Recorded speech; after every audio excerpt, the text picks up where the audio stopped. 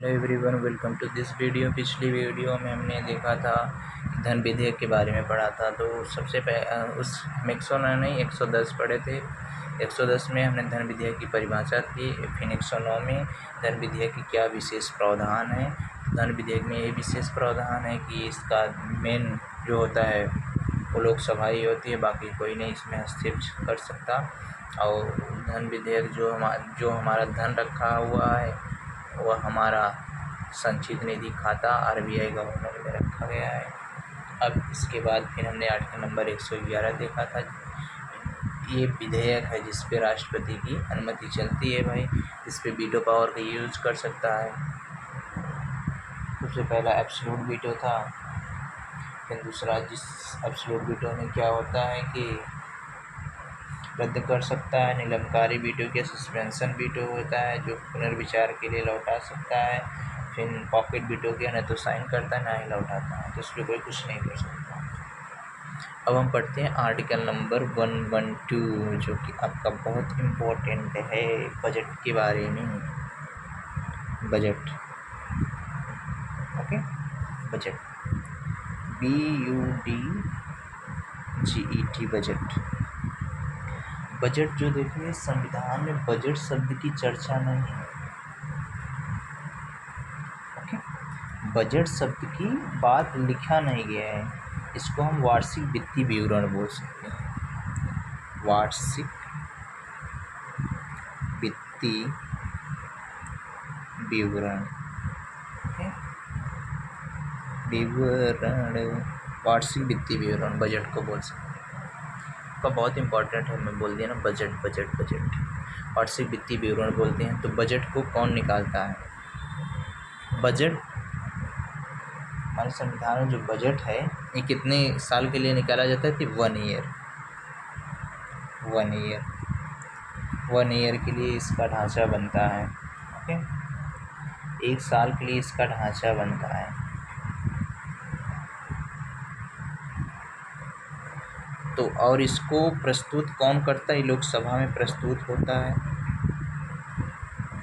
लोकसभा में प्रस्तुत होता है। अधिकार किसको है? अधिकार है राष्ट्रपति को, लेकिन वह दे देता है, लेकिन अपना अधिकार वित्त मंत्री को देता है, वित्त मंत्री को दे देता है। तो इसमें यही है कि 1 साल में हमारे देश में कितना खर्चा लगेगा, कितना खर्चा नहीं लगेगा, वही बजट इसमें मतलब पास होता है। बस लिख जाता है कि इतने पैसे निकलेंगे, इतने पैसे वो होंगे, ये होंगे, लेकिन उस टाइम पैसा नहीं निकलता, बस उसके ढांचा है ना वही बन जाता है। ओके, ये ढांचा बन जाता है बजट में, वित्त मंत्री पास करते हैं बजट को। ओके, अब इसके बाद हम आते हैं आर्टिकल नंबर 113 जिसमें प्राक्कलन के बारे में दिया है। प्राक्कलन, ओके, प्राक्कलन में क्या आता है? लेखा जोखा, एस्टीमेट्स, एस्टीमेट्स। इसमें क्या है कि आपका बजट में कितना खर्चा आएगा। ओके, बजट में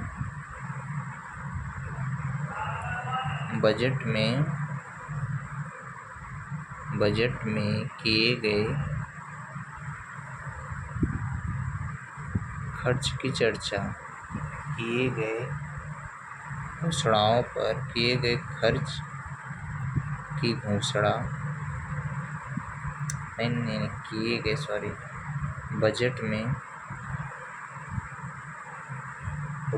किए गए घोषणाओं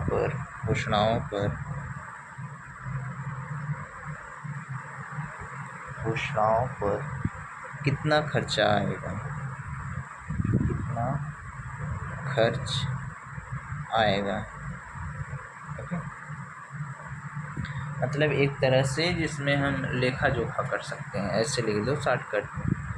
लेखा जो हम तो ऐसे ही याद करते हैं, लेखा जो उतना इम्पोर्टेंट नहीं है, लेकिन 112 बहुत आपका इम्पोर्टेंट है। 112, 110, 119 ये तीनों आपके बहुत इम्पोर्टेंट हैं।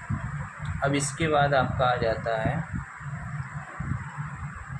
Article number 114। अब इसमें क्या है कि जैसे हमारे संविधान में ना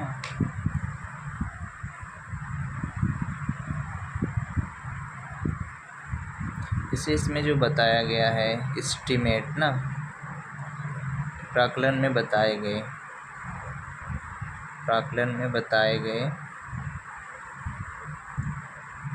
गए खर्च को पारित कब करना है, पारित कब करना है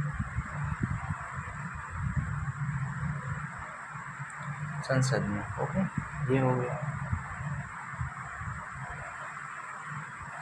धन विधेयक तब तक पारित नहीं होता जब तक कोई धन निकल नहीं जाता। ऐसे इसके धन विधेयक तब तक पारित नहीं होता जब तक कोई धन निकल नहीं जाता। इसी कारण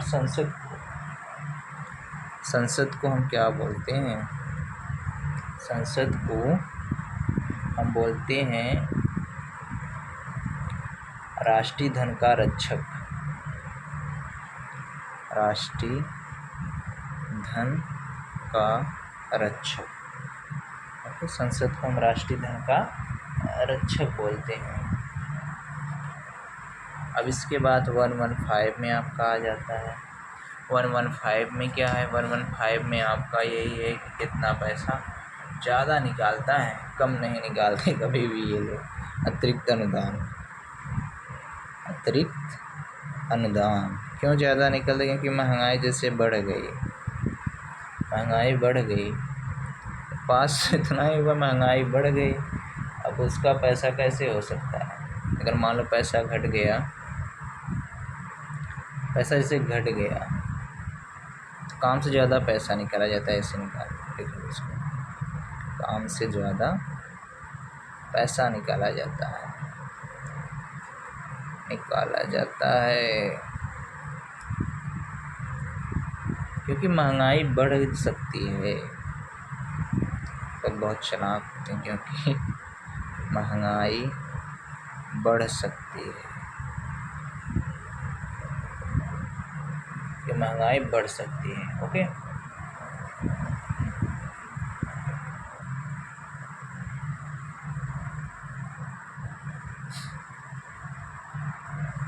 तो आपका ये हो गया। तो आर्टिकल नंबर 112 बजट के बारे में। आर्टिकल नंबर 113 बजट में कितना खर्चा वर्चा आया। आर्टिकल नंबर 14 में बजट ये मतलब खर्चा कब निकलेगा, कब पैसा निकलेगा। आर्टिकल नंबर ज़्यादा धन निकालना, कम मत निकालना। ठीक है, ओके, थैंक यू।